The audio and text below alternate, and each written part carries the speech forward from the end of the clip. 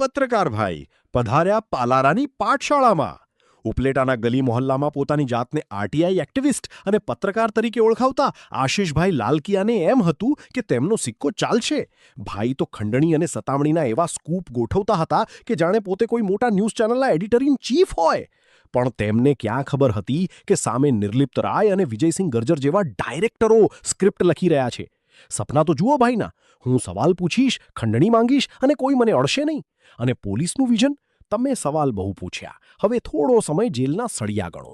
જ્યારે એલસીબી અને ઉપલેટા પોલીસની ટીમ સંયુક્ત સાહસમાં ઘરે પહોંચી ત્યારે આશિષભાઈને કદાચ લાગ્યું હશે કે કોઈ પ્રેસ કોન્ફરન્સ છે, પણ મેજિસ્ટ્રેટ સાહેબે તો એવું પાસાનું સ્પેશિયલ એડિશન બહાર પાડ્યું કે ભાઈનું સીધું જ ટ્રાન્સફર થઈ ગયું.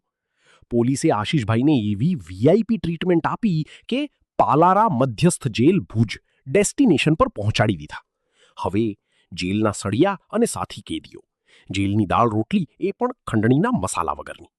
જો તમે આરટીઆઈનો ઉપયોગ પર્સનલ ઇન્કમ માટે અને પત્રકારત્વનો ઉપયોગ પજવણી માટે કરો તો સમજી લેવું કે પોલીસ પાસે તમારી પ્રોફાઇલ માટે પાસા નામનું એડિટર તૈયાર જ બેઠું છે. હવે ભાઈ ભુજની ઠંડી હવામાં બેસીને આરામથી આરટીઆઈ ફાઇલ કરશે કે જેલમાં જેલર સાહેબ ચા કઈ બ્રાન્ડની પીવે છે.